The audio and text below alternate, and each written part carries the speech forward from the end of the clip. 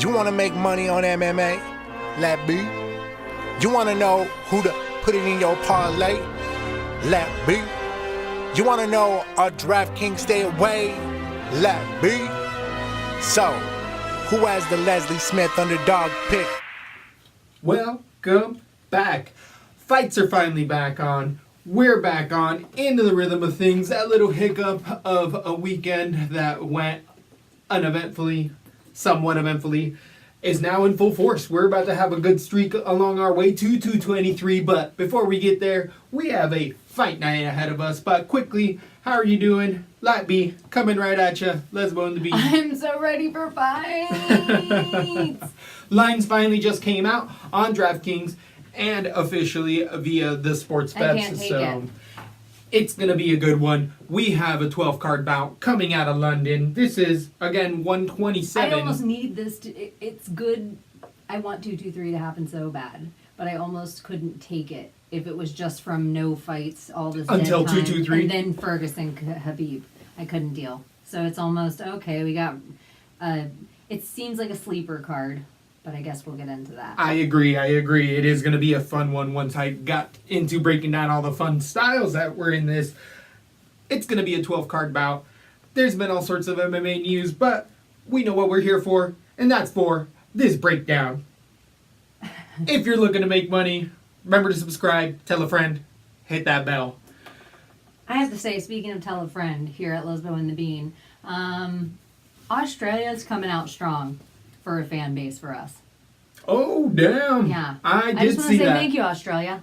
That is you. really awesome. Thanks for listening to a little Lesbo and the Bean.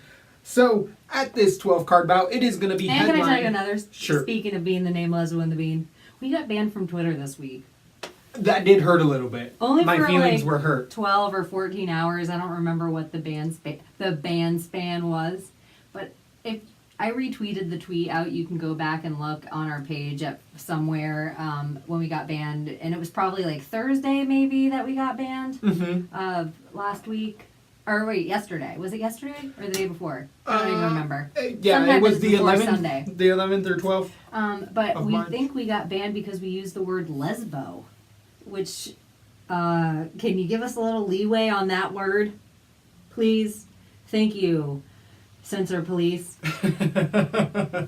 We podcasting out here. We in the Wild West of... I'm always a friend of Robot. I treat my Siri nice. I always talk nice to Robot, because I'm like, when the Terminator shit goes down, I want to be on the side of the winner. Isn't it one of those things where if a certain ethnic group within itself calls itself what it wants, it doesn't mean okay that everyone else says it, but it's okay to be said, right? Yeah, I'm allowed to call myself lesbo. I would agree with that. I think I'm allowed to call myself whatever I want. Agreed. What about if I change my real name to lesbo? Are they allowed to do that then? I think so, because there's people that are they get married to Ferris wheels. People do crazy stuff. I know, but are they allowed to bar me if my name is something they don't like? Like, what about if they hate World Peace and I change my name to Meta World Peace? Or am I? Are they Hillary like, sorry? wins. Hillary wins. So this 12-card bout out of London, talking about the globalists themselves. The Euro's going to be in full play, and you're going to be spending top dollar to get into this fight night. There's a lot of local boys. There's a lot of debuters. There's a lot of fun, contrasting styles, and money to be made. Again, Verdum versus Aflasky. The heavyweights are going to headline this bout, but we're going to start from the bottom to the top with Baby Nipple Gastelum versus debuting Nad Admiri. And Baby Nipple Gastelum is actually Nasrat Habkrast. I can never pronounce his name right, but either way. Habkrast. He is a German fighter against an English fighter, and already debuted and lost his debut against... Baby Gastelum is enough of the name. You don't need nipples in there? You don't need it. We all know. Those it nips doesn't are roll on fire. off the tongue, no Those pun intended. I'm just saying, they're a weapon. When do they become a weapon? When you get one in the eye? Is it considered eye gouging? So, He'd either have to way. have hard nipples. It's unbelievable. So, putting who for his money, giving who a run for his money. Guy with the crazy eyes. Either way, Rashad Evans as well. Harpcrest has already came in and lost to Marcin Held in his debut. Marcin's already stepped away and gone to another league because he just can't get too many wins as of 4 months ago. And Nad is 10-2 at 30 years old. A lot of people he's saying he shot and that Nasrat has the striking capability to be able to knock him out. And I would beg to differ. I think that Nad is a grinder who can take a punch, really relies on his strike, on his chin. And he does brawl a little bit more than my liking, but he uses tons of forward pressure and really likes to get into the takedowns and times them well, even in his flurries. And I think that that's Nasrat's biggest exploitation that I saw in this first fight versus Held is he couldn't really stop a takedown. In his earlier fights, I've also seen that. He has okay hips getting back over, but can be controlled off of his back, and that's how he's started to lose some of his 8-2 record is definitely a ground deficiency against that elite level. I think there's going to be a grinding fight. I'm going to definitely use LaTB's plays to stay away from the first fight of the night because this is really back and forth, but I believe I'm going with the underdog in Nad, the debuter himself, for a split decision win beginning fight of the night. How do you feel this one goes down? Remember how we were talking about Evil Twins play and how we wanted to think what to call it? And I said maybe that is the wager gauger. It isn't. It's the stay away. Which we already have the stay away. We usually have the stay away, yeah. Okay, because Evil Twins already, he's been talking about, oh, I need to get my sucker's pick, and he has just different interesting stuff because he sees LaTB definitely blowing up out there, and everyone wants to be a part of the of what's going on in the MMA scene. So I can't blame him, but we'll figure out something to do with him. But People I think have been he's asking. on to something. So yeah, it just has to have a little rhyme to it. I think he's on to something with his pick. It is kind of because we don't always go with the same one. Right. He needs like the Evil Twin, like something that rolls with that. Evil Twins, dirty underwear pick. Because then people are like, "Do we pick that?" It has to have. It shouldn't have pick in the name. It should have like worse, like stay away from, like a stay away. A stay away. Yeah, it has to be. And I even would be willing to drop. We'll drop the stay away, and it could be the Evil Twin. Evil Twin, hide your kids. I don't know. So if you have any ideas, hit us up. You can send us something either on Twitter at LesboandTheBean or at Gmail at LesboandTheBean. Moving on, but I didn't even tell you about. You know how we always talk about hometown guys don't necessarily step up to the plate in their hometown? Uh-huh. Londoners do. That's when we always see them show out. That's when we see the best of fighters that were like, I didn't even know who's the guy that just left. He retired like the year before last. He's like maybe a 135, 145er. Pickett? Yeah, Bradley. Is it Brad? Yeah, Brad Pickett. I just kept thinking Brad, and I'm like, that is not a fighter's name. Yeah, Brad Pickett. That is an architect's name. Bradley. But remember, that was this fight we saw him in that we were like, damn, maybe Pickett is back. That's when they all rise to the occasion of being there. And that is the main reason that I like going with the guy from England here and picking our Mani. Nad. I like Nad. Nad. The other thing is Nasrat. I don't think he likes to win by decision. And I agree with you that I don't think Naramini's chin's weak. I think he has an okay chin. So I think Nad will win by decision, but I'm going to stay away from this fight because I don't see money to be made on it. On DraftKings, actually, Nad is 7,900 versus Nasrat's 8,300. I could see a little bit of a wager game potential there. There could be some filler with Nad. But I do see a decision either way. I don't see a finish coming because Nasrat's a tough guy. So that one's not going to wake you up in the morning. But moving on to the heavyweights, we have the big boys with Mark Godbeer coming in with a controversial win versus Dmitry Snovinsky who's 10-0, a 28-year-old Russian fighter out of the Ukraine against the English 34-year-old Godbeer. These heavyweights do tend to get a little bit longer life, so 34 is by no means the end of Godbeer's career. But that controversial win he had over Walt Harris was Walt Harris landed, what was it, that kick on the ground? And Godbeer was like, deuces, I'm out. I can't see. I'm out. That was 4 months ago. He's like, okay, I got hurt. But if he's doing that to win a fight against Godbeer, what I ended up seeing with the Wicked Machine, horrible name, looks like he's definitely taking a lot of those really good fruits and vegetables that come out of Russia and the Ukraine, because he is a monster of a heavyweight. He's an Alistair Overeem on the peak of his horse meat level. Okay. Look him up. And we don't know what the rules are in England as far as testing are concerned. This ain't, yeah, the USADA ain't out there. USADA is in America. So this young man at 28 years old, if he stays in, he's just a very physically imposing guy.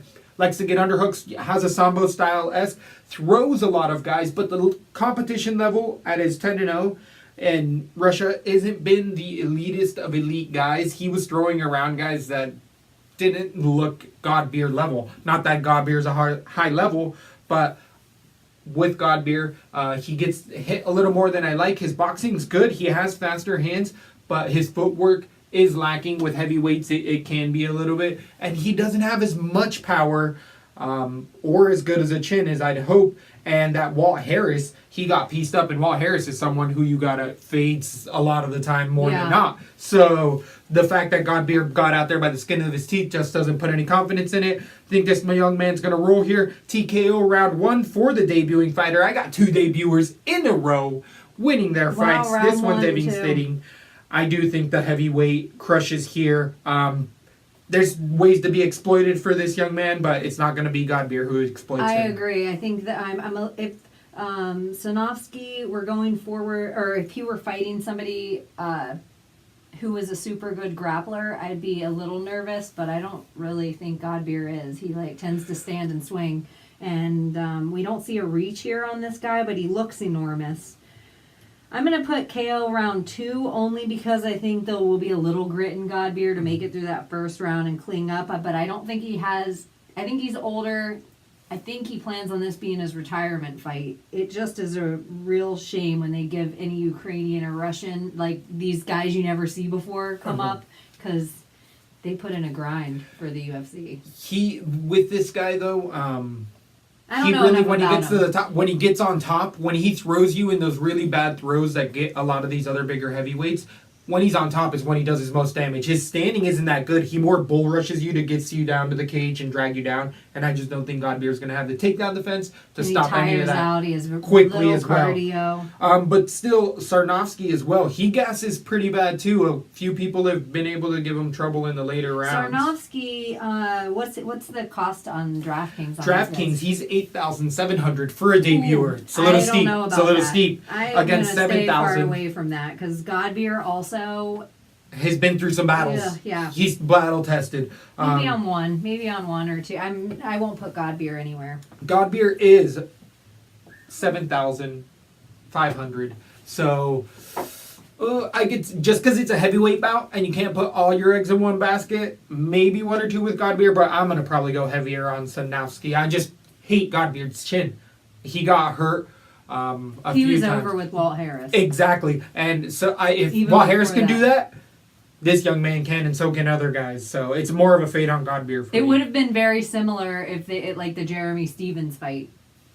It was if they would have given it to because he had the illegal knee at the end, even though he was winning the whole time. It would have been similar. That was really one of the better fights Walt Harris looked. Exactly.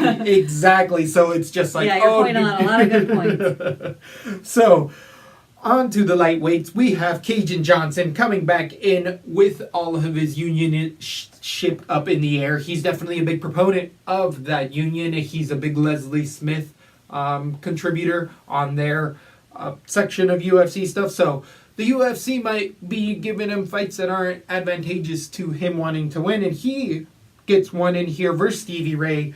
Stevie Ray is battle tested at 21-7, coming in off of a loss to Paul Felder, ground and pound TKO 7 months ago. And then before that, he had a couple wins over Joe Lozon. Alan Patrick is Joe Lozon. He lost to Alan Patrick, beat Ross Peterson in a split decision. That Joe Lauzon, he really showed his grittiness, took a lot of shots, came back, and Joe Lauzon gassed by trying to finish him in the first round. He had Stevie Ray all sorts of hurt. Stevie Ray has good striking, good grappling on the ground, is a beast. Cajun Johnson has really implemented as of late that stay away defense. The reason he's coming in on a 3-fight winning streak as of late, Martins is coming in hands down 5 months ago. Martins is coming in hands down literally because he was just chasing Cajun for 2 rounds. Cajun was turning and running, crowd was booing, and then Cajun did what a lot of like Machida stylists do. All of a sudden turned his feet, threw a punch, and it got Martins because Martins is chinnier than we thought. So Cajun does have power, but I think he's going to have more the conducive style to give fights away. He is explosive, is fighting out of TriStar, has a good game plan, good jab. Gas tank's okay on the ground. Someone to worry about, but I do give Stevie Ray, especially the top advantage. He does tend to get himself on top and do his best ground and pound. From there, I see the takedowns being a factor and cardio, and I think that Stevie Ray's shown that his cardio, even as of late in his loss, is he's getting better for me. Cajun Johnson, I'm not liking so much even at 33 years old. I think that when fighters really start to turn and run and do the Clay Guida style-esque, it's because they're like, I need to stay 5 more fights in this game. And I'd much rather win a decision running than getting in there and brawling, and not to always want the brawler and that specific style, but you do have to fight in there. Like, you're in a cage to do something and it's not run away. So there is a level of engagement. I have Stevie Ray, decision. I'm not going to spread this too much anywhere. I'm not feeling too confident. Cajun Johnson's a live dog in here. I don't know who's the favorite right now, but I got Ray in a decision. I also have Ray decision, and the reason I have Ray decision is the caliber of fighters that he's fought in the last 2.5 years are so much bigger than anyone Cajun Johnson's faced in the ring. And the 2 losses for Stevie Ray are against 2 of the biggest sleepers in the division. Paul Felder could be wearing a title, and what is it, Alan Cummings? Was that his other loss? Or Alan Patrick. Or Alan Patrick. Yeah, and no one, Alan Patrick, even and myself included, I give him no respect because he has a scary broken jaw thing. But he forever ruins fights, and exactly, and he's a tougher guy than people think. Right about him. Yep, he's way tougher than people think. Those 2 guys are such huge prospects in the division, and Stevie Ray's still so young at 27. I have him by decision here. I could see him getting a finish. Depending on his cost on DraftKings, I might be interested in throwing him on some cards. I trust in him winning this fight. 8,400 for Stevie Ray. I'll put him on 33% of my cards. I'll have Stevie Ray on a lot. I feel like a 70% confidence in him winning the fight. The win. So Cajun Johnson is 7,800. I don't like Cajun here as well. I could sprinkle some Stevie Ray in and around there. I'm liking that decision. The lines aren't out yet officially for this fight via the betting books, but the fights we're going to get into here now should be on there after this one. In the 205 division, we have debuting Magomed Ankalaev versus Paul Craig, the Scottish 9-2 fighter, is getting his first 2 losses in the UFC against Tyson Pedro TKO a year ago, and then 7 months ago TKO Khalil Roundtree. The 10-0 Russian fighter is 25 years old, coming in with a few knockouts, likes to do a lot of that spinning stuff. He's definitely that Russian overhand looping type of striking, good at Muay Thai. On the ground, he's got, I don't think he has Sambo. I'm not sure if he has Sambo background, but on the ground, he's serviceable. He doesn't have to worry about the ground game too much with Craig, and Craig is one of these guys that had a 9-0 record coming into the UFC out of his town in Scotland, got to the UFC and was like, whoa, talent level's way, way, way, way better. Pedro and Roundtree. Roundtree's iffy as far as a true prospect, but I think Pedro has definitely proven himself, and I think that Craig is going to get his 3rd loss in a row here. I think there's going to be a TKO round 1. I don't like Craig's chin. I don't like his movement. He tends to get hit a lot. His grappling is serviceable at best, and the UFC level competition has definitely exploited that. I think Makhmedov is that UFC level. He throws a lot of crazy stuff. Magomed is definitely... Makhmedov is a fighter. I know, there's so many of these guys. I'm like, don't do this They're to me. beasts. So, I do have another debuter, 3 debuters in a row for the Bean. Do I know what I'm talking about? Am I making this up? I don't know. Am I going crazy? Hey, no, Am I what's Dolly happening? Parton over here with all these double D's? I got a debut. But it isn't double D's in the sense it's debuters against Triple veterans. Ds. Against veterans, because Yeah. they're coming in against, but they're not good veterans. What would it be like? Am I total recall over here? Do I got triple D's? So I'm That's gonna all have you've seen Total Recall. The original. I the don't know original. about the new I don't one. know the new one. I either. haven't even tried that. I did, and I fell asleep. It was just. that it was Colin no Farrell? good. I don't even care. So, I got a TKO round 1, Craig. What do you have? I'm gonna be putting this debuter everywhere. I'll pull up the DK as you give me your pick. I have in this. Magomed, Ankalaev, KO round 2, but I could move it up to round 1 because I really have no faith in Craig and I have my created story of Craig. I'm in the boardroom of the UFC, and I think they're in Glasgow. Was that in Scotland? No, that's in... Ooh. I don't know. I don't remember. I'm horrible, everyone. I feel like we have all this technology. I could look it up, and how disrespectful.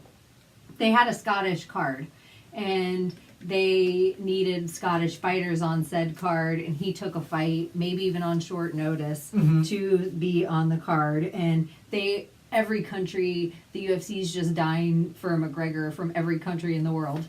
So there isn't a lot of Scotland fighters. There's a lot of hype, but they were feeding them guys. They got bums off the street and were like, "You want a sandwich? Come fight this guy." Like know what there is? What a is lot that? of Russian fighters. And here I just moved it to round 1, Magomed, and I'll put him in on a lot of cards. What about for 9,200 for the debuting Magomed? 60% of my cards, but I feel 88% positive about his winning chance. 7,000 for Paul Craig. So if you have the cojones to trust that chin and/or lack of head movement, make some money on Paul Craig. I'm staying away from Paul Craig all the way around. He would have to throw 60 punches to get that. If anything, I see Magomed being he's not going to be an underdog. I feel like he's a favorite. Yeah, a lot of people are seeing it all over. The line, I'll have to check a little back later to see what it is on there. But we have another debut versus another veteran at the 145 division. We have Hakeem Dawodu Mean, or Hakeem Mean. Hakeem Mean, that's good. Hakeem Mean versus Danny Henry. Danny the Hatchet Henry. The Hatchet himself at 11-2 coming out of Scotland. If you want to follow along with us, you can go to tapology.com. Give a shout out to what we're using. So, Henry is definitely the veteran here and coming in and winning one already in the UFC, but the 7-0-1 decision majority that was turned over against Narat in the WSOF, but his, other than that, has a stellar record with 7 wins by knockout. Mainly, he's definitely his last fight against veteran Dennis Seaver in the UFC, or that was a UFC veteran, I mean. Dennis Seaver, though, never was really that caliber, even though he had top-notch competition, and really showed where Hakeem Mean is deficient, and it's definitely on the ground. He tends the gas. He's rocked up. He's jacked. You're like, he's 145 pounds? He looks like a T-Wood. Definitely body type, not in the face at all. But either way, very athletic, has tons of power, can put people down, but Seaver's chin was able to hold up to a lot of those strikes, and he ate some big punches in there, but showed how in the later rounds you can really put it on Hakeem. And Danny Henry has all of the potential of Dennis Seaver with a little bit more of grindability. Seaver has very lackluster takedowns, and Hakeem in the later rounds was able to not even stop those. Ooh, I just had to look it up. Glasgow, largest city in Scotland. Whoop, whoop, yeah, good you call. know Lesbo and the Bean over here. Knowing what's up. Knowing what's up. So we have fans in Glasgow. That's why I wanted to make sure that I was very precise. Damn, well, they I had better to be listening. look back up, but I still was listening to you about Mean. So yeah, with Mean, with that striking on the ground, he likes to shoot as well, but he likes to do like knee picks and do very telegraphed shots where I think Henry has good enough takedown. On the ground, Henry's actually pretty nasty. He's really lean and isn't muscular at all. I think people are going to put a lot of money on Hakeem just due to his body style and tends to be a flashy striker. But Henry can be knocked out here. This is a scary, scary pick. A lot of people are picking Hakeem mean, and I think that's inflated. I'm going with a humongous underdog here. I think Henry uses his underhooks really, really well, puts people up to the fence and drags them down in every one of his fights. He's not going to try to strike with him because that's not Henry's style. We just saw Dennis Seaver almost beat Hakeem in that exact same style, but Siler tries to keep it striking more in his fights, and that's where he always loses. Henry isn't going to try to keep it striking. He's going to get him to the ground and win a 3-round decision, barn decision. I got a huge underdog here in Henry. How do you feel this one goes down? This is an exciting one. Look at what my card says right here. Woo!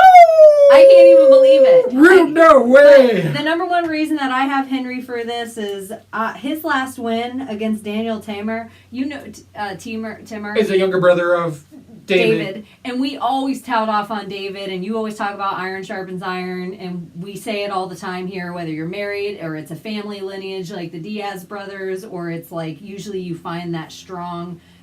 It's in the family. It's all in the family. And that was an impressive win to me. That was actually, even though it was a decision and people get down on decisions, I think Hakeem, on the other hand, has shit for cardio. And so I think this is a big step up for him. I think he's going to come out, try to be flashy as hell, and there's no way that Danny's even going to allow for it. So I think he could get a finish here. I'm interested in the price on DraftKings because I feel like I trust Henry to play it smart here and come out on top. That's where I'm thinking it's going to go as well. It is scary, though, with Henry because the knockout potential is there for Hakeem all day. 9,400 for the debuter against 6'8". I feel like a wager gauge is all over this. I feel like Leslie Smith. Oh, I'm shaking. I'm shaking. Woo! Keep it down. Woo! Henry is a live. You better hold those gators down. You better hold those chocolates down. There's money to be made on Henry in this fight. I agree. And I think he could get the knockout. In the later rounds? In the later rounds.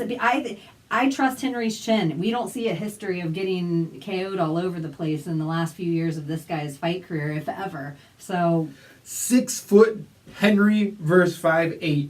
This is the other thing I have to tell you. Henry's coming down from 155 to 145 as a much bigger guy. So we got to watch this, though, for the weigh-ins now that we're breaking this down a little bit more. And are we going to be at sea level? Do we have to worry about this? Obviously, the hometown crowd is going to be London, I think we're fine. We're fine. We don't have to worry about anything with being high altitude. The judges, we've had judges. We've had some sketchy, but you know who we don't have to worry about? Adelaide Bird. Truth. Boom. Truth. Boom. Don't come after me. Don't send the mom after me, Adelaide. Adelaide. So. Don't send Twitter after me, Adelaide. I think that's already a fun one. Fun one in the night. So that one's a scary one, too. I'm tentative to see what the betting line is. Don't tweet about Ronda Rousey and Snooki and JWoww. You might get banned from Twitter. I'm scared we might get banned from YouTube right now. Living on the edge. Living on the edge. Yeah, I like Henry here. I think it's a live wire, and I don't know how many fights there are left, but I definitely see potential as a wager gauger for sure. That's already that. Right. But maybe a Leslie Smith underdog pick. On to the welterweights, though. We have Brad Scott versus Jack Marshman. These two veterans in the UFC are win one, lose one, win one, lose one, nonstop, and they're both coming off losses. So the L's coming for like someone's getting a double loss in the first time, and someone's staying right on with their regular career. Marshman's coming in with an 11-5, or Scott, is coming in with an 11-5 record against Marshman's 22-7. The Wales fighter, 28-year-old Marshman, is definitely the more advanced striker. The United Kingdom fighter at 28 years old as well, Brad Scott, is, I want to say, fundamentally he's sound in his boxing, but he's very one-dimensional. He likes to box in there. He has good head movement, but I do think that kicks give Brad Scott a lot of trouble, and the ground hasn't transitioned as well for him. I feel like he has a couple go-to chokes that he goes to, but people have become wary of that. Brad Scott, you can see where people start to pick him apart even in the striking, though, because he is so one-dimensional in it. And Marshman, being a top-level, I believe it was a Muay Thai striker or... He was a pro-level elite striker in a different discipline and has definitely been exploited on the ground more. Brad Scott does like to throw in the takedowns there more, and Marshman has iffy takedown defense. This is a really, really close fight.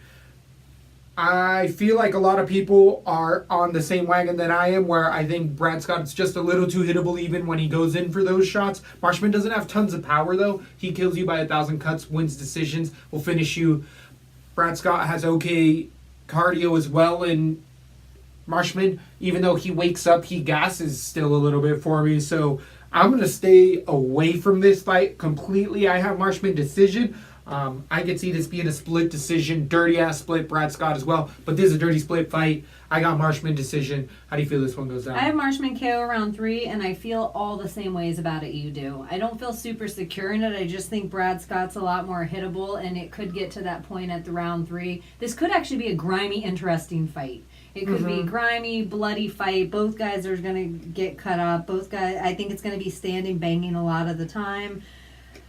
I just think Brad Scott might get worn out. I'm going to stay far away from it. I don't really know if either guy will throw enough punches to be worth it on DraftKings for me. But I do see Marshman winning here. Marshman is 9,100 on DraftKings. That's a little steep. Way too steep. Little steep against Brad Scott, 7-1. If anything, for this dirty split, I could see Scott being a little bit of that gauger, having him on a couple, because I see a decision coming out of this fight either way. So it could go either way. So Scott's the value there as far as DraftKings. I don't know if I see that knockout coming necessarily. Marshman doesn't have tons of power. So on to the welterweights. We have Danny Roberts coming in versus Oliver Enkamp. This is definitely... I think Marshman at 9-1 is a stay away. Yeah, I'm not going to put him on much. It's a lot. It's a lot to ask for. So, again, at the welterweights with Danny Roberts, he's coming in with a 14-3 record against the 7-1. Danny Roberts, if he had longer hair, does he kind of look like Rico Suave? Rico. The wrestler? No, Suave. I don't remember what he looks like. That guy that he had long hair. I don't even know when he came out. Maybe sometime between like I don't know, maybe 90s. Rico Suave. I remember the Rico Suave, the song Suave. even, but I don't remember the video because I didn't have cable. He had no shirt on and jeans and boots, cowboy boots, and half the song was in Spanish and half was in English. But anyways, Danny Roberts, ya little Rico. Good looking guy at 30 years old. The 14-3, Danny Roberts. Definitely likes to keep it standing in there. Has better takedown defense as of late. Has started to accumulate some losses, though. Coming in off a loss against Nordim Taleb. Head kick knockout 2 months ago. 2 months ago, he was finished. 9 months. 9? 9 months. No, I see a head kick finish 2 months ago against Nordim. 9 months ago, he lost. 7 months ago. We're Danny Roberts versus Enkamp. I was looking at Enkamp. Oh, no, Enkamp ended up losing as of late again in a decision. 2 months ago? That's crazy. You're right. Sorry, I was looking at the wrong fighter. We were just talking about Rico Suave, and I went got deep. Yeah. It went deep. 2 months is too soon. It is so soon. I really don't like that at all. And against Nordim Taleb to be finished, he doesn't tend to finish too many people. He's known as a decision fighter. Prior to that, he beat Bobby Nash, who Bobby Nash has been knocked out by everybody. And then prior to that, Danny Roberts lost TKO to Mike Perry a year, 4 months ago. So that chin may be suspect, but are those big hitters? Taleb isn't. I know Taleb isn't. 2 months ago, I like Danny Roberts in this fight because Enkamp being 7-1, he also lost to Taleb, but it was a decision. And that was 9 months ago. But it's this, as we've been saying before, Enkamp's from Sweden. He's definitely a much lower competition. The UFC is a much higher caliber. And Danny Roberts also met that in the UFC. So, striking-wise, Danny Roberts has more power, has more angles, and has even more power. Enkamp, I don't really like the stiffness in his strikes. On the ground is where he tends to make his money. And now in the UFC, he's seeing that these strikers have the ground game as well. And Danny Roberts, for the lack of his takedown defense, when he gets more tired, he does have good submission defense and hasn't got submitted as much. But even with the stiff striking of Encamp, that 2 months is a mega flag for Too me. much. I can't put any trust in it. Too much. Way too much to be putting all sorts of hype on him. A lot of people are picking Roberts. I have Roberts TKO round 1, maybe round 2, but I don't. At any point in time, he can get knocked out, and Encamp is not going to be an elite striker, and people are going to call him elite, and he's not. It's just because Roberts' chin might be completely gone. I don't even like that TKO round 1 because it's a coin flip. It's who lands first. Encamp can land. He can turn around and fart, and Roberts can go, wow, this is not good. Too soon. Sorry, go ahead. 2 months too soon. I got Oliver Encamp actually in this. This is where we split. This is where we split ways. Oof. Little divide. I got Encamp KO round 2. He has a 3-inch reach advantage, and I think he finds it by round 2. And I think at the beginning of round 2, I think he gets him down and grinds him out a little in round 1 and takes away any of the fear he has of getting punched. Mm-hmm. And I also don't think Encamp has a sketchy chin at all. Danny Roberts does, however. I do think Encamp is the future. I like where he's fighting out of. I like a good Swede. I like a good Aryan Swede once in a while. Oh, I What's wonder wrong with why. that? Blonde hair, blue eyes. I don't have either of those things. Bottle blonde and green eyes. But Danny Roberts, that 2 months ago, every time we talk about it, we always see it happen. And then you see other fighters who take a little more time, and the world of, like Arlovsky, world of difference. Take a little bit of time, world of difference coming back. So Danny, take some time off. I think this is too much too soon because he had to get on his hometown card, and I think he's going to be embarrassed that he did that. And I think he knows better, and that's going to be the first thing he says after the fight, after his interview in the hallway with Megan, is going to be, I knew I shouldn't have taken this, but I really wanted to fight in front of my hometown. I'm sorry, you guys, blah, blah, blah, blah, blah. Encamp, KO round 2. I'm going to speckle him through, and I'm only about 30% sure on this pick. So I'm going to speckle him throughout. I will not put Danny Roberts anywhere. What is the cost of these fighters? On DraftKings, $8,500 for Roberts against Oliver Encamp's $7,700. No, I am so tentative on Roberts. The more and more we're breaking this down, and I really, really, really hate a fighter that against somebody who doesn't get knocked out, got knocked out. Nordine Taleb doesn't knock out many guys. And I want to say, damn, though, he looked so good in that fight, but that's scary sometimes when a fighter who never knocks anyone out looks like a killer. Exactly. Because Nordine Taleb can do things that Encamp hasn't done yet. It's not that Encamp can't learn that. Hopefully he did in those 9 months. I think you might be swaying me a little bit more here. I hope the Swedish guy comes out and he's like just a light-skinned black dude, by the way. Because I hate the word Aryan. It sounds so creepy. He's definitely all the way as white as can be. He is It sounds so creepy. He looks like a good Canadian. Yeah. He looks like he's gonna fill out to me. To me, he still looks like you know how a puppy is in that stage where you're like, he's still gonna grow. Like, look at his feet. I feel like this young man has a frame to be more muscular, and he's still, even though he's 26 years old, yeah, he's still got another 2-3 years of growth, man growth that he's gonna get on him. So, someone to watch out for, and Camp Danny Roberts as well. Just take some time off before I can put any money on you. Think you might be switching me. I might go Encamp. I'm not putting him much, especially on 8-5 for DraftKings. Speckling Roberts. So for right now, Roberts, you're like a 10% trust him rate? Maybe even less the more we're talking. Maybe even less. I think I'm going to go Encamp. I'm switching to Encamp. TKO, round 2 as well. Whoa. I think I am. It's all about that short notice 2-month fight. Taleb, if Taleb can knock you out, most people can knock you out. So, on to the middleweights. We have an 185-pound fight with John Phillips coming out of SBG, Scotland's Kavanagh's own, Conor McGregor's other bodyguard. Not really, but against Charles Byrd, the fight contender, the contender series winner on that fight. He came in as a slight underdog in that series and came out with a big win. 8-4 for the 34-year-old Bird against 21-6 John Phillips. John Phillips has actually been signed to the UFC for over a year, but has had a few injuries and had 2 fights fall out on him. So finally he's getting the debut in here a whole year later. So he's a 21-6 fighter, has a lot of KOs, definitely loves to box, put down his head and strike. He actually has some really crisp striking. He is known as the White Mike Tyson. Came into boxing as a youth because he was getting in trouble. I wonder if he talks like this. I like to listen to Elizabeth. Oh, that's more Michael Jackson. That is more Michael Jackson. That's Mike Tyson. Oh, I wonder if he talks like this. I have pigeons. I have pigeons. I like pigeons on my roof. Yeah, exactly. Robin Gibbons. And then I was going to rip his head off. Listen, Robin Gibbons.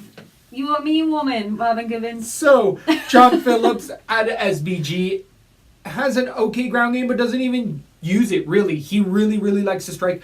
With the White Mike Tyson, I do think it is comparable with his left hook. Phillips has a nasty left hook that hurts people. A lot of times it sets up his winging right hand that he throws everything into. He can get hurt. He's lost a few fights due to cut. He cuts very easily, has a lot of scar tissue. He's been fighting since he was a youth when he got into boxing for being he was throwing rocks at a gym that he thought was an abandoned house, and it was a boxing gym. And the guy said, "We're calling the cops, or you're going to come train with us." So he started showing up and loved fighting. So he's had a long, tenuous life at 32 years old. He's finally making a show for it. Charles Byrd, though, somebody who at 34 looks like a 28-year-old beast. Black don't crack, and he definitely looks a hint of Yoel Romero-esque. Triangular body, uses a ton of takedowns to get you down. What I don't like in Byrd's takedowns, though, is that he really uses momentum and force to get them down, where he muscles a lot of those takedowns. And when he starts to get more tired against better guys, that's going to be a real issue. It's whether Phillips can do that. Phillips hasn't fought the caliber of fighter of Byrd. He has it in his regional scenes out there. He does have some wins over some top quality guys in Phillips, but they're guys later on in their career, where Byrd in the United States, I just think his 9-4 record, it's 50-50 essentially, and he has the striking. He has Byrd has a great leg kick. The thing is that he does not wear a punch well, and that's what Phillips thrives in. He will eat a shot and land 3, and his 3 shots are very hard, and they tend to stun people, and then he overwhelms them. Phillips likes to ground and pound from the top.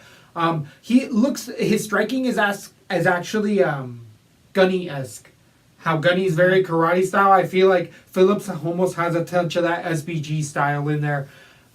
Byrd, though, with his grappling, even though he is more of the striker with great leg kicks and okay boxing, throws a good jab in there, he really has, again, used his grappling to set up finishes with his ground and pound on the top. He's actually really, really on his top ground game and threatens with a lot of submissions.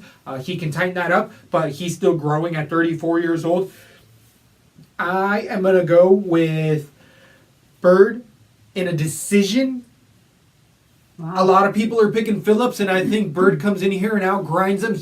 Byrd does gas, but I think that Phillips also gasses as well. And it's a different beast in here, and Byrd's that level. I don't know if Phillips is. I think SBG and the Lobov and those type of guys get a little extra boost sometimes. I think Phillips loves to brawl, and he could be a fan favorite, or he could go 3 and out because people are like, hey, if I don't brawl with this guy, I'll be able to finish him. So that's my thought process right now. I got Phillips decision right now. Okay, this is all set up for a story, right, is my guess. Okay.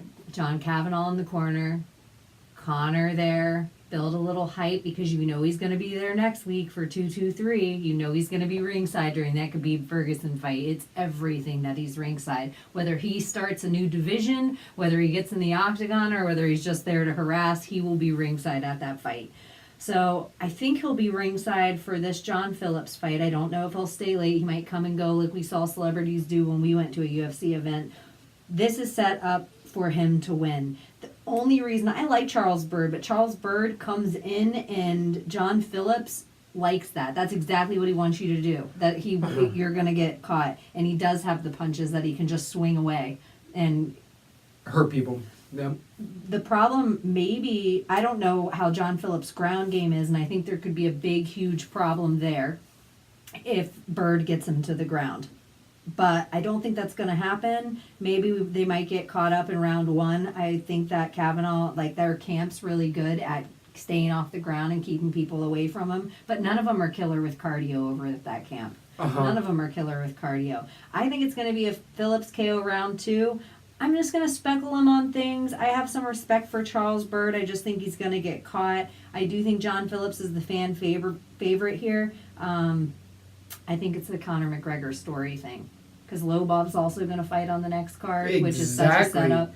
So just be careful. This is really close to Conor's hometown. There's nothing to stop him and Dee from renting a plane, going there, sitting ringside. You know, he can get as many tickets as he wants. So, John Phillips, debut fighter here. And this actually, sorry, I forgot it was a double debut. A Dolly Parton double debut. Double debut. This is both fighters because the Contender Series is in UFC. It's getting in. So, they're both getting to shine on the highest platform. This, by the way, entire fight card is going to be on Fight Pass. And if you're on Fight Pass, you're probably on your phone and you've subscribed and logged in, which means you know how to use a phone. So you better subscribe and log in to LaTB to get these bets. Thank you. Thank We you. like it. Oh yeah, we are moving on to the main card. That is the time to tell them. Exactly. That is the time to tell so them. we have, actually really quick You with gotta Bird. ring my bell. Ring my bell. Is that ABBA? Who's that?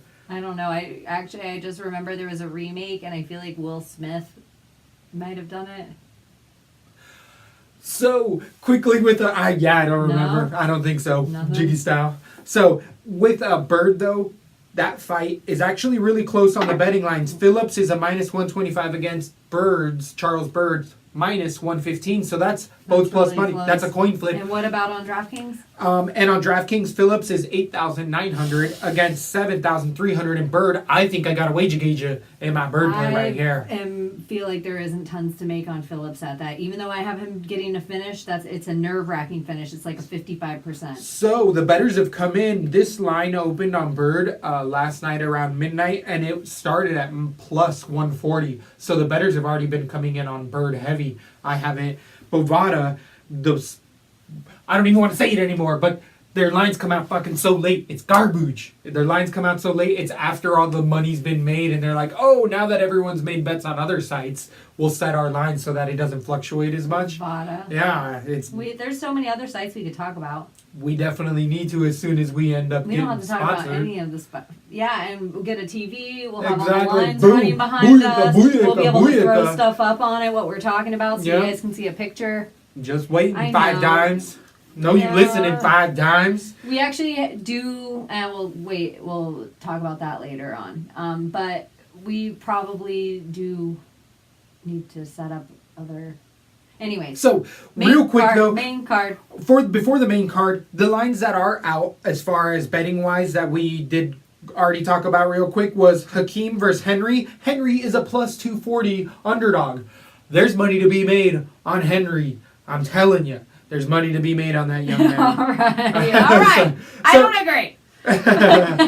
So there is also Brad Scott versus Marshman. Marshman is a minus 285 favorite, almost a 3-1 there. And then we're all caught up with our next fight, which is Leon Edwards in the main event. This is against Peter Sabata. This is a interesting striker versus grappling matchup. Sabata tends to be the grappling-based fighter, throws very looping punches, ducks his head. He's got a good chin, but it's started to be exploited a little bit more. The German fighter has lost TKO to Ben Saunders 9 months ago, and prior to that, he beat Ben Saunders in a TKO 9 months ago. He also beat Nicholas Dalby in a decision, but has lost to Kyle Noak in a TKO and had a few other decisions along the way. Sabata is a grinder, uses a lot of takedowns to get you down, and can eat a hell of a punch and land his 1-2, doesn't have tons of power. Leon Edwards, being 14-3, is 26 years old, coming off of a 4-fight winning streak in the UFC, beating Vicente Luque, beating by Brian Barberina to decision, beating Dominic Waters and Albert Tumenov in a submission. He has only lost to Kamaru Usman in a decision. That doesn't look so bad all of a sudden. No, Trust us. me. Trust us, man. This guy right here. Trust us, man. So No. Leon Edwards has definitely shown that his ground game has evolved after that Usman fight, and that's where a lot of people thought Luque would be able to give him problem. I thought so as well. I thought Luque was going to have that fight, but Luque looked like garbage as well. No gas tank as well. All credit due to Edwards. He was in there grappling that entire time as well. His cardio has definitely come a long way. In the third round, he can still strike really well, throws a lot of knees I think and he strikes. submitted Albert Tumenov, which is huge. Yeah, well, he hurt him first with a lot of good strikes as well. I think Leon Edwards at 26 is next level. Sabata's no stepping stone whatsoever, though. This is going to be a grimy fight. This could be a fight of the night. This could also be a boring night of the fight. I can also see a finish. I got Edwards TKO round 2 or 3. I think Sabata ducks his head just enough, and Edwards throws knees just nasty enough. Edwards also has a good enough takedown defense to keep it standing long enough to get this finish in here. I got Edwards TKO round 2. I'm going to look to play him if I can on DraftKings. I feel like I've been picking a lot of favorites on DK. How do you feel this one goes down? I actually have Edwards as well, but only by a decision. I think I like Peter Sabata. I don't think he's by any means a walkthrough fight. Brian Barberena is an underrated fighter as far as I'm concerned, and that decision win meant a lot to me. As far as Leon Edwards, Vincent Luque, he made Luque look like garbage in that fight, and we love Vincent Luque around here. He seems like a natural guy for the division too. He doesn't press himself. He's not a huge guy cutting 30 pounds to get into the weight class. I think he's a smart fighter. I think he's a growing fighter. I think Leon Edwards is probably, if I'm the UFC, he's one of my bets that I put money behind marketing this kid right. I think it's perfect that they have him on this main card. He could make for a boring fight here, but I think that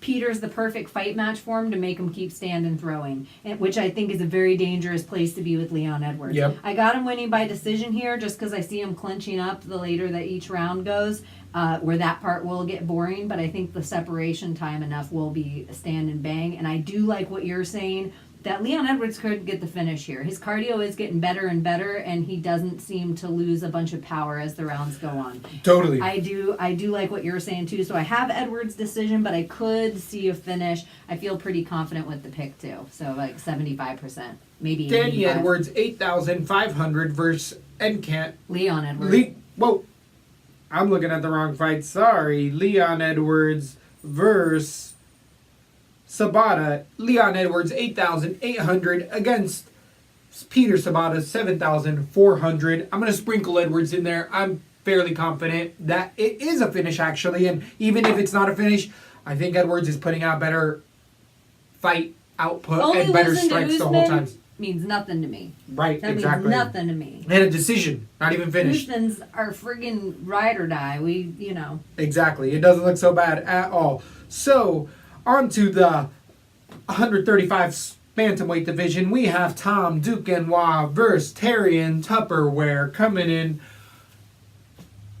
both off of losses. Tupperware's coming off of a 2-fight losing streak, being 17-6 at 31 years old against the Duquesnoy's 15-2 fighter coming off of his second loss ever in his career. A split decision to Cody Stamen. Stamen just beat Caraway. Stamen's looking a lot better than people thought. He was a big underdog there.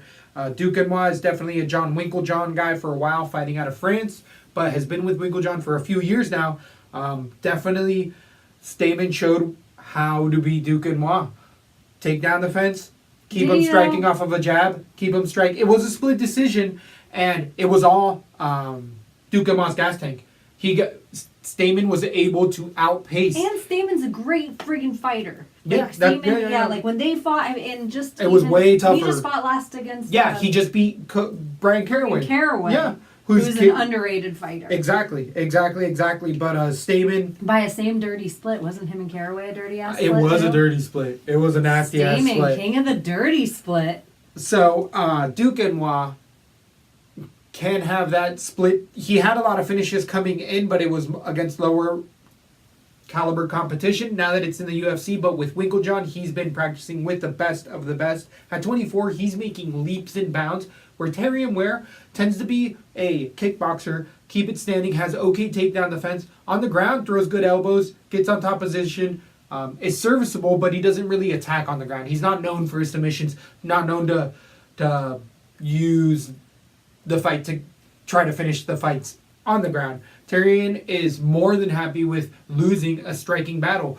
He's tough as nails. In his losses against Sean O'Malley, decision, and also losing to Stamen in a decision, these are both guys that we were just saying. Stamen's a top caliber guy. That was his debut in the UFC, Terrion Ware's. But prior to also him getting in the UFC, he was finishing a lot of people like Duke Noir. This is a interesting prospects, even though one of them's 31 years old. I really think that Duke Noir has so much more potential than Ware, but Ware is a live dog here. He's a really, really live dog. I have the Duke Noir decision. I'm going to not be heavy on it. I'm not that confident in Duke Noir. I just think Terrion Ware also fights to the level of the fighter that he fights. Bobby Green does this. Who else? Josh Thompson does this. But that's what Terrion... He'll go to your level, but he can't surpass you. And Duke Noir is happy to win there. Dirty split, maybe. Slight edge, Duke Noir staying away from this one. What do you think goes down here? I think you've had Terrion Ware overhyped since he came into the UFC. And Duke Noir is just a little better than him in most things. I also see Duke Noir improving a lot more, leaps and bounds. He's at that JW camp, and so if he's at that JW camp and we don't know what the London testing is and everything like that, then who knows what's going on. Obviously his body does not say Duke Noir's juicing at all. But I do think there's a lot of knowledge in that camp over anything that Tupperware is going to have, Terrion Ware is going to have. It's a better name. It's really so much is. better. I like a dirty split here, Duke Noir as well. What are their costs? It depends on whether or not. I don't see a finish coming from either guy. I agree with that 100%. I see this as a decision fight all day, and on DraftKings for $9,300 for Duke Noir against 6'9". No, that's a no stay way. away. That's a stay away. If not for 6'9", because there's so many high priced guys that I like on here. I'm gonna have to pick a Henry or a Ware, not because Ware's gonna win, but because he's not gonna get blasted out of there. He's not gonna get finished in my eyes, and that's worth it. So he can get like those 30 points, but it's still 30 points. I don't think he's going to get finished either. I Yeah. don't see a finish happening at all. I think actually a prop bet here, if people want to have a little bit more specific ones, it is that Duke Noir decision. People are saying this is going to be a finish all day. Ware's tough enough to wear that. He can wear it. Boom! if you would you even say maybe this could be the one that if you're going to bet on a draw for the night, this could be the fight? This would be the fight that would be a draw. Yeah, totally. So totally, Duke Noir, way overpriced. I'm going to ponder a name for Evil Twins sucker bet or whatever it was called. What did he call it? Yeah, sucker bet. Sucker so bet. he would call Duke Noir his sucker bet because If everyone's he feels 9-3. the same way, he might feel like he's worth all the money in the world. Could be. I don't know what Evil Twin thinks about that specific fight so far. I'm sure he's going to let me know because he is a okay fan. He actually listens to all the show, comments every once in a while, and everyone can. And not just him, just throwing it out there. Yeah, you can like and subscribe too. So, anything left on that one? Maybe you have your own Evil Twin. Maybe you do. Maybe mine's a made-up character and we are all just living in an ether in space on a rock that's flying through the universe. Yeah, what about is Evil Twin real? Or is it an alternate dimension? No. So, anything left on that? Because we go into the co-main event if there ain't. What about if Terry and Tupperware, Tom Dookie Duquenois? No, not just Dookie. Tom Big Dookie Duquenois. And then he Tom came the in Duke. and everyone went, Big Dookie! Big Dookie, number two. No. I like it. We'll see. We'll have to subscribe to Tom and maybe on Twitter or the Insta throw it out there. Big Duke. On to Big Duke himself. The Big Duke. The Big Duke. We have the co-main event. Was there a John Candy movie called The Duke of Earl? I couldn't tell you. Didn't Not really John like Candy. Wait, John Goodman? Didn't like him too much either. No, you're like, I don't like White that people. white people. Yeah, white people. I was like, oh no. I was watching all the movies with all the ghost Cocos in it. They were real life people. So. The ghost Cocos. Oh, some of the characters in Coco are all like legendary. Okay, film yeah, mythological, like. But they were alive. Real people. Yeah, they were real people, but they're all dead now. Yeah. So, either way, with this co-main event, we got all the Flash, the Mash, the Razzmatazz. We got Jimmy Manuwa versus Jan Blachowicz 2. We've already seen this in the UFC, and actually, to make it again doesn't make that much sense. We saw Blachowicz come out with a heavy-handed decision. The 21-7 Blachowicz is definitely younger by 3 years to the 38-year-old 17-3 Jimmy the No Chin Manuwa, and I think Lesbo here has to do all the credit with pointing out how garbage Jimmy Manuwa's chin is, and it absolutely is.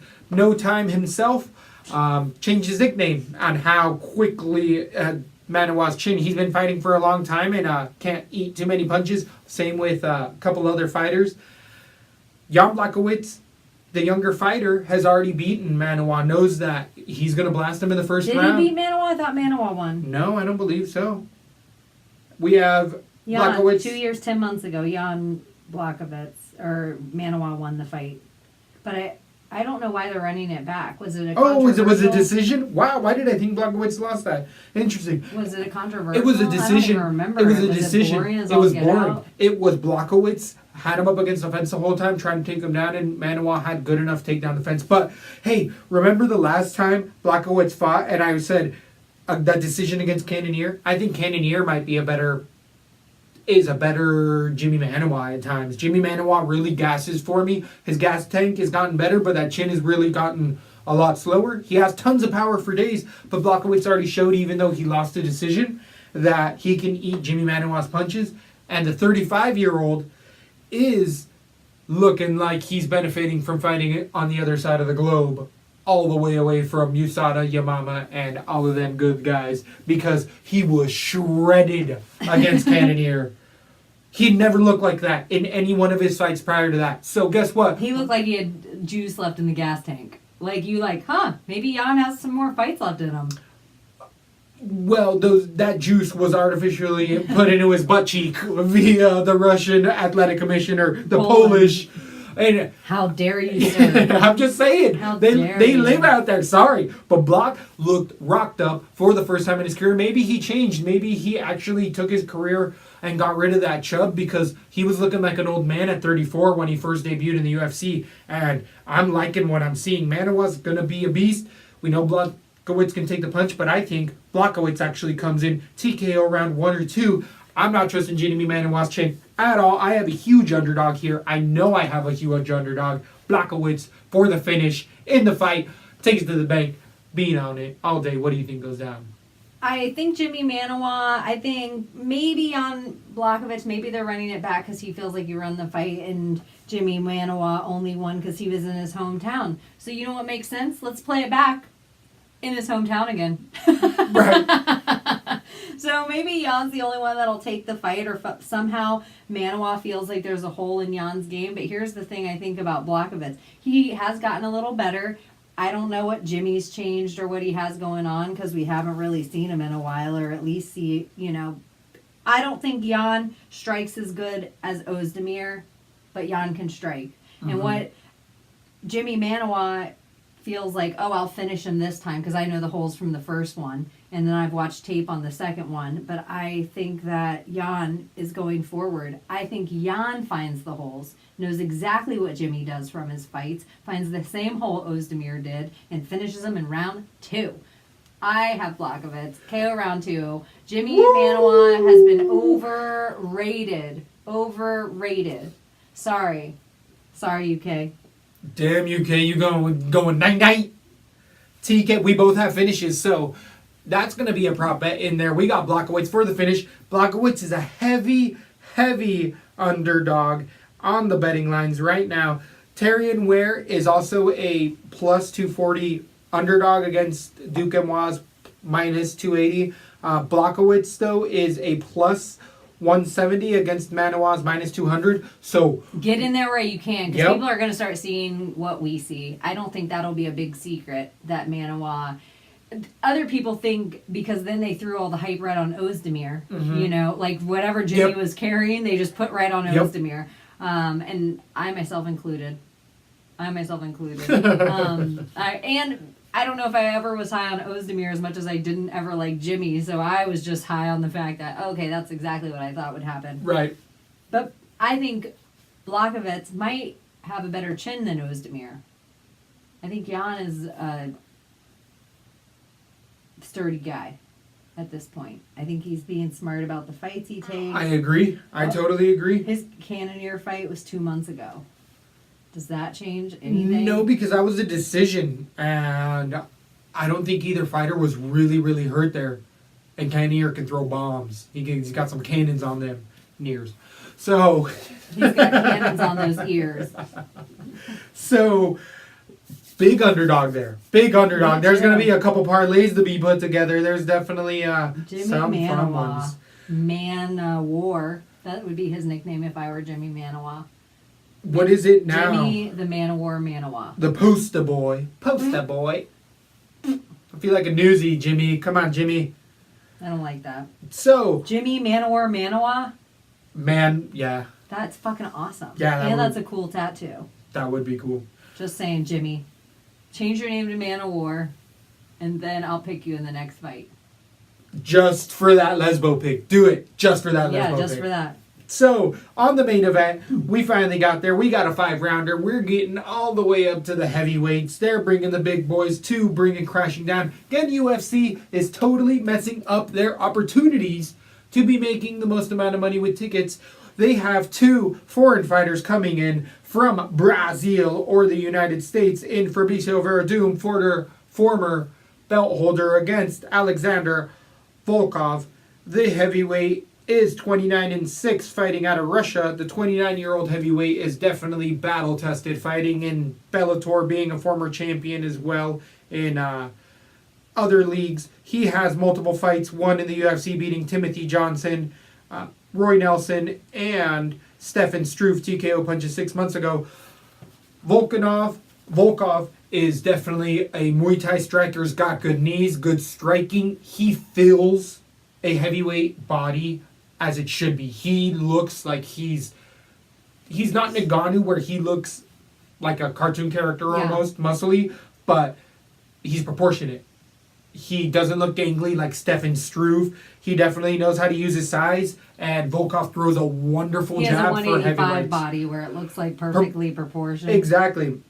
And Fabricio Verdum coming in 11 years the elder against Volkov, the younger fighter, is definitely coming off of a 2-fight winning streak himself, being 23-7. He's been fighting at the top level for a very long time. His last win, armbar versus Walt Harris, was a short notice fight. Actually, he last won 3 months ago against Tibura in a decision. But prior to that, he beat Walt Harris as well. Those are so low-level competition that Volkov is just a completely different game. Both of those other guys were just very, very low-level. Overeem, he has a lost majority decision, and prior to that, he had a win over Travis Brown, but lost his belt versus Stipe Miocic, which he had only defended once before, beating Cain Velasquez. Fabricio Verdum can keep it striking if he wants. He's really come along striking really well coming out of that Cordero gym.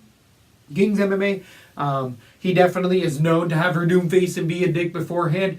Volkov is very Russian, rocky, doesn't talk, just is like, I will break you. And gets in there and brawls, does not give up. Never seen Volkov take a strike and whimper at all. He swells a little bit more than my liking, but he has good head movement, a good gas tank as well, and can always land that knockout shot. Not every heavyweight can, but Volkov actually looks for it really well by throwing really good elbows as well in there. Fabricio Verdum on the ground, obviously a way bigger monster. A crazy monster. And that's where this is the biggest advantage for Verdum. is getting it to the ground, but you got to get him to the ground. And this is one of those classic Brazilian Jiu-Jitsu guys, I say. He has garbage entries on his takedowns. On the cage, Fabricio Verdum has good sweeps to get you to the ground, but he has to get you to the cage first. And he tends to run in, either on his shots he runs in, and or to get you to the cage he runs in. Volkov can throw that counter strike over the top of that arm or underneath with an uppercut and hit Verdum. This is a very, very close fight. And I am going with the veteran right now off the top of my head with Verdum, but I could switch this. I've been switching this in my head over and over again because it all matters about that takedown. If Verdum wants to strike up with Volkov, Volkov's going to win this striking match. Verdum is tons better, but he doesn't have the chin for me anymore. And getting it to the ground, he has to eat a barrage of strikes before he gets to those hips. And then Volkov can get up for the first round, but after that, Verdum will be able to eat him alive on the ground. I got Verdum decision. I'm tentative on this one. I'm backing off. I could see definitely a live dog in Volkov. What do you think goes down in this one? I know I have another underdog with Alexander Volkov. I like his age, but the number one red flag for me is Fabricio Verdum, and I see a lot of Brazilian fighters do this. They seem to take 3 matches really close, and then we don't see him for a year. Take 3 matches really close, and then we don't see him for a year. There's a lot of tape on Fabricio Verdum. Even though he's silly AF, there's a lot of goofy shit he does in the ring. The game plan is the same. I feel like there's a little bit of a jinx with that 3-time rule for Brazilians that we've seen with all the best of them. Interesting. The 3 rule, the short notice. Yeah, well, the short Damian fight. Maya.